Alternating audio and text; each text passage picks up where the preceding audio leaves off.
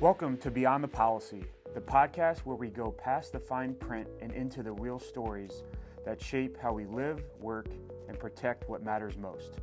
I'm Matt Carafa, risk advisor, consultant, and founder of the Be Better Foundation, where each week sit down with clients, colleagues, and industry voices to talk about business, life, and the passions that drive each of us and the areas we can all work on to truly be better.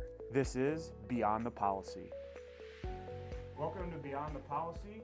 Excited to have Sam Beaver with us from the Well Health and Fitness. So thanks for taking some time out, and we'll get right into it. Tell us who you are, what you do, how you do it. Absolutely. My name is Sam Beaver. I'm the owner of the Well Health and Fitness. We are a functional fitness gym here in Bowling Green, Ohio. We serve everyone from the ages of 6 all the way to 90 plus. Awesome. Great. When you started the Well, what was your original vision when you started out? Yeah, I started it during the pandemic, the summer before my senior year in college. So the vision wasn't really anything beyond having a place to go to work out. That was pretty much it. We knew that we wanted to help people get fitter, get healthier, and help them take care of their not only their physical well-being but their mental well-being as well. So that was just the vision, and we knew how we wanted to feel. We knew how we wanted it to feel. We didn't necessarily know what it would look like years down the line. So now we'll get into some of the details, but we fast forward 5 years from where you started to now. How's it going from what you thought to what it could have been? Yeah, it's going amazing. I don't think you can get through 5 years without things changing and plans changing and everything from there. So definitely had changes go along the 5 years. But in terms of our main thing, I guess what we do, we have 3 core offerings: group training, small group personal training. Group training where you're looking at a group class around 12 people to one coach. And then we use something called the level method programming, which allows us to deliver as personalized programming as we can while you're in a group class, right? So it's not just one workout for everyone to do. It's 12 different versions of the workout based on your athletic level. And then the traditional one-on-one personal training, which is great for people that are overcoming certain injuries or just really want that one-on-one attention and accountability from a coach. And then our most recent addition has been the small group personal training, which is kind of the mixture of the two. 4 athletes to one coach. Each athlete still gets their individual programming like they would be in a personal training session, but you just get a little bit more of a community feel for that one. Absolutely. Yeah. Awesome.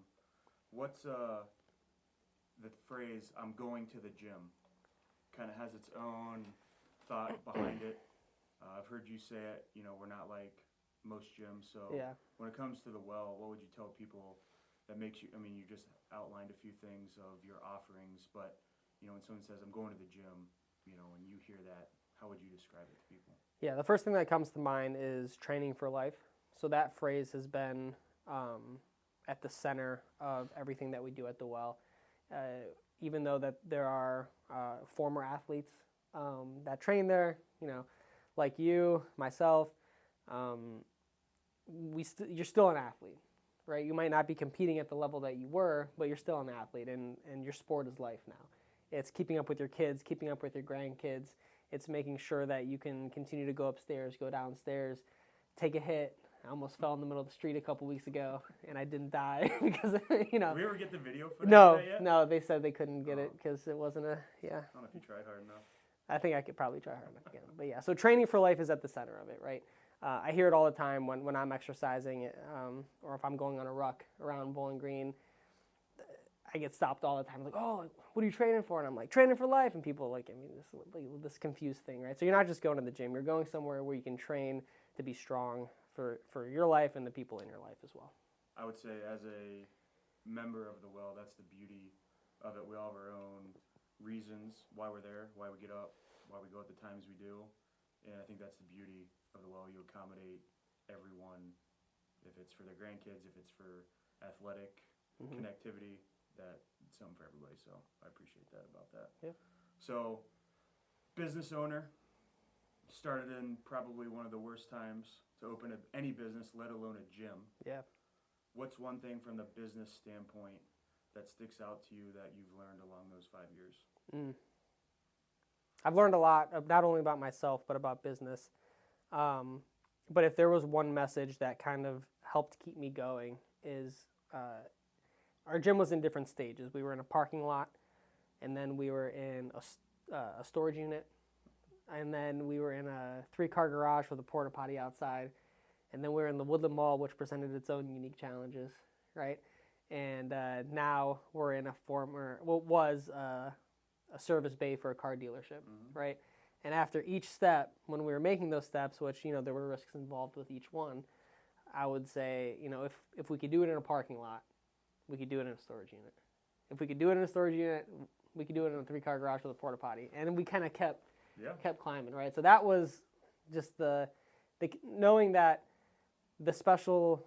what was special about it was that the effort that we were putting into it, and that's what built my confidence, not necessarily, false belief in myself. I was putting in the work, and I knew that I was, and that was fueling me to push it further. Early along in that, 3 or 4 different stages you just mentioned of growth, anything that sticks out as a particular risk or challenge that was harder that, kind of fuels you to where you are now or where you want the business to go?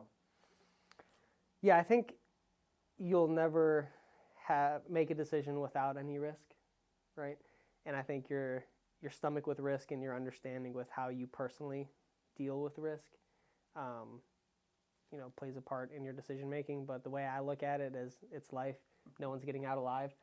Might as well just run it while you're here, right? I don't want any regrets when I'm 90. Yeah, absolutely. That's a great. You mentioned risk, so great segue into going into, I would say, your busy time of year, maybe not, with New Year's resolutions. Yeah. Coming up. So how do you take someone who's maybe been thinking about, hey, I need to do this, I want to do something, and this tends to be a time of year where more of those would happen. So how do you head into that season being a gym owner? Yeah, absolutely. We traditionally don't see huge spikes in the new year. We've been steady throughout the whole 5 years. I'm sure that as we grow, that'll change. Just that's how business works. But if I were to talk to someone that's interested and curious, the gym business is funny in the way of everyone knows they need to work out. Everyone does. That's not what I don't educate people on why they need to work out. I help them to start and continue to work out. So when you reach that point of your current pain being greater than the pain of exercising, whether that's you need to lose weight or physical pain, right? Shoulders, knees, emotional pain, mental health pain, right? As soon as that dip goes further than the actual pain of changing, that's when we can get to work. And I have conversations with people all the time that they talk about, I know I need to do this, I know I need to do this. I don't push them to say, hey, come in right now. Right. It's great. When you're ready, I just need that first step of saying, hey, Sam, I think I want to have a conversation. And then we can start that journey. Yeah, awesome. And you and I have had a lot of talks, and our relationship has grown over those 5 years, from the gym to outside to in the Be Better Foundation. Talked a lot about mentorship. That's been pivotal to your growth as a business owner. So what would you say mentorship specific to the well, and how that crafted, what it is today and what you've learned along that side? Yeah, absolutely. Mentorship has changed my life in more ways than one, personally and as a business owner. As a business owner specifically, I think in 2023, I hired my first business mentor. And the reason for that was I was a great coach. I was a great fitness coach. I knew how to create a great program. I knew how to deliver a great program. I knew how to connect with our members. I had no idea how to run a business, right? And that's what I was trying to do. And so after hiring my business mentor, it was like getting my MBA, right? Real life MBA. In real time, and it was a big investment, but it was an investment that has paid off and continues to pay off from there. So having someone, and I tell this to high schoolers that I talk to and college students that I talk to, everyone, especially when you're that age, is going to give you advice on what you should be doing. And you need to be respectful, obviously. Don't yell at people for giving you advice, but Look at the individual that's giving you that advice, and are they living a life, and do they have what you want? Right? Can you look at that person and say, I want to live the life that they're living? And if the answer is yes, you should probably take their advice. And then if the answer is no, that's okay. Thank you for the advice, and keep moving on. Yeah. Along your, day-to-day, you form different partnerships, whether it be with clients, coaches, parents of the, youth program that you help facilitate. So when it comes to, managing employees, managing relationships with members, what makes a good partnership in your eyes? Values first over everything. We'll use the example of my staff at first, right? And I've hired, fired, and promoted a handful of people over the past 5 years. I've had great experiences and I've had horrible experiences. And the one lesson that always reigns true with all of those is look at the individual first. Who are they as a person? What do they value in life? How do they value themselves? And then use that as the benchmark. If I can teach a nice person how to show someone how to squat. I can't teach an angry, mean, intimidating person to be nice. Negative outlook on life. Correct. Yeah. Yeah, and that's the same for members as well. The Well is a relatively small gym. We're about to break the 100-member mark. The gym itself was built for 150 people, and I've only had to fire, I think, 3 people in the 5 years of doing this. And with that being is the community, a certain type of individual does really well there. And the people that don't, that's cool. They kind of weed themselves out. But the ones that do really well, we want more of those people. Yeah. Right? Yeah, awesome. So, obviously, business owner, personal business, it's all, mixed together for you. But outside of your gym and kind of that mindset, what are you passionate about in life or in your free time, so to speak? Yeah. What drives you there? I hate that my answer is this, but it's really personal development is like what drives me.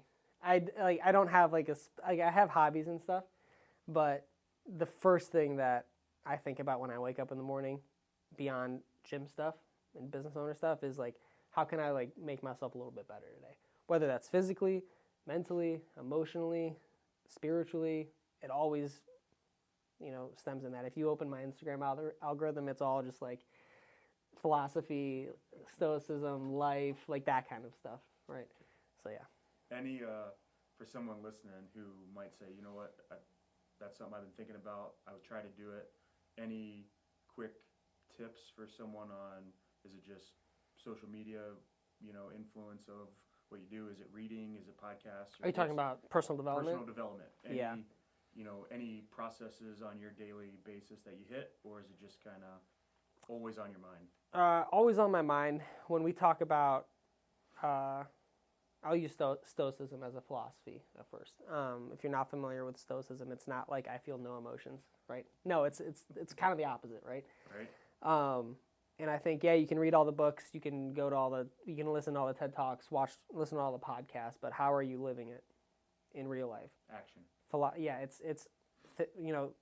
Circumstances are going to happen, and how are you using what you've learned in those circumstances?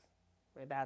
I would say, start to pay attention to examples in your real life that you can start to take small action steps towards, and that's how you build a better version of yourself. Yeah. And curiosity, I know we both have a sports background, granted, different sports, but what do you feel from high school sports specifically that sticks with your mind, through your experience, that you still, in your day-to-day life now, you look back and said, this discipline or this was from sports? I actually just shared a story with my fiance yesterday about this that I thought I haven't thought about in a while, but it's kind of at the root of everything that I do. Are we allowed to curse on this podcast? Sure. Okay, cool. So I played one of the sports that I played was hockey. I also wrestled, football, all that kind of stuff. Hockey was the most fun I ever had, and I remember my first year playing hockey. I was the kid that I didn't know how to skate. I just was sign up for hockey, and so they put me on a team. I was the worst kid on the team. We were at a tournament at Kent State University, and my coach pulls me over, and I've had this coach every year playing hockey, so he saw me at my worst to when I was the captain of his team, and we were doing really well, and coach was like, all right, we're going to get Beaver his first goal today. And so he grabs me by the chest pads, pulls me in, And he's like, I want you to plant your big ass right in front of that goalie. We're going to feed you the puck, and you just keep hammering away at it. He's like, I don't care how many times, just keep hammering away. And, and I got my first goal there. I still have the puck in my office. But the lesson being, sometimes you just got to plant your ass in front of the goalie and keep hammering away. And that, I think, as a philosophy and a lesson is something that I've taken into life and business of like, hey, sometimes you just got to dig in, head down. And I know that's like very like alpha motivational advice. And I don't operate on that level usually, but at its core, the consistency is what I love about that story and what it taught me. Because my follow-up question was going to be, what's a personal motto or phrase that sticks to you? So it can be, if it's big ass in front of the goal, that's cool too. But any others that come to mind? Yeah. The impediment to action advances action. What stands in the way becomes the way. So one of the first books I read on Stoicism was from Ryan Holiday, The Obstacle is the Way. And if you haven't read it yet, I recommend it. It's a great read, but essentially the message is you're not going to avoid challenges, you're not going to avoid issues, you're not going to avoid problems. The more you try, your life's going to suck. And so when those things are presented to you, learning how to not get emotional about it immediately, not let it get you down, and understand of like, hey, this is now the path. And through it is the best way. And the more, it's easier said than done for sure, but the more you do it, the easier it gets. Yeah, love it. So, again, a lot of personal development.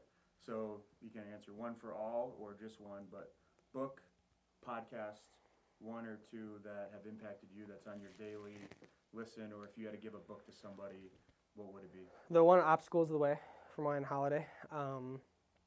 And then daily, I'm doing a bad job at reading books right now, but I'll always read the Daily Stoic, which is like daily journal prompts and readings, is what I would say, yeah. Yeah, very good. If you weren't owning the gym, what would you be doing right now? So on the bad days, you might not like this answer. On the bad days when I'm like, I don't want to do this gym thing anymore, this sucks, I walk through in my head exactly what that's going to look like. And so, okay, let's say I close the gym, sell the equipment, we're done, get a 9 to 5, doing something, and then I'd probably end up going to a gym after work because I just love the gym. I'd make friends there. I'd start helping people with their fitness. I would probably start teaching a class, and then I would probably write my thoughts on fitness on social media, and then I'd probably get some more clients, and then I'd be right back to where I started. So truly, I'm meant to be a gym owner. I'm meant to be a coach. I'm meant to be helping people. Yeah, and one of my favorite quotes are that you've said that, be the change in your community. I take personally of living and working in the community. You taking that to another level. Anything in the community that you're super proud of, from the well standpoint of getting involved in or doing on a daily, weekly, annual basis? Yeah, I think like the work that we do at the Wells is super important to me, and I think the ripple effects that it has. I mean, if you can directly touch one life, you're indirectly touching 10 lives because of how relationships work and how people spend time with each other. So I'm super proud of the values that we've instilled in our staff and our coaches at the Well, and the values that then they instill in our members. And I'm also super proud of Be Better and going upstream on those problems and those challenges and taking daily action to help some people. Yeah. That's what it's about. So if someone's in your shoes at BGSU right now and they want to start a gym, what's one piece of advice you would give them from your 5 years of experience? What would you tell them that you wish you knew on day one? Mentorship. Do it. For sure. Find the me, show up, and say, hey, how can I help? Don't expect to get paid right away. I got my first job cleaning bathrooms at a gym because I couldn't afford the membership, and then that turned into getting my certification paid for by the gym and coaching at that gym and starting out my path as being a coach. So I would say whatever industry that is, find that person, offer to help them and be of value, and let the roller coaster take you from there. I mean, you're one connection away from your life changing forever. Yeah. Good. If someone liked what they heard, wants to learn more about the Well, what's the first step they would do to contact you, reach out, or if they do make that first step into the well, what should they expect? Yeah, absolutely. We're everywhere: Facebook, Instagram. Google thewellbg.com, or you can just Google the Well Health and Fitness. Will pop up, and there's a little button that says "Book your free intro," and then that's going to essentially start your first step in your journey. We'll meet at the gym. We'll sit down. We'll have a real conversation about you, your life, your health goals, and then from there, we'll help advise you on what program is going to be best for you. Was there a second part of that question you asked me? What to expect and what to where expect. to find you. So Yeah. What to expect? Just honesty and guidance. I think that's how we communicate. So awesome. As we wrap up here, any final thoughts? Nothing crazy. Just happy favorite to be David Goggins quote? I don't know. We don't talk about that. Fair enough. All right. Thanks for turning in Beyond the Policy. Catch you next time. Thanks for hanging out with me on Beyond the Policy. If you got something out of today's conversation, pass it along to a friend, client, or colleague who might enjoy it too. You can always connect with me through the show notes or on LinkedIn. And remember, the best coverage always starts with the right conversations. Until next time, be better.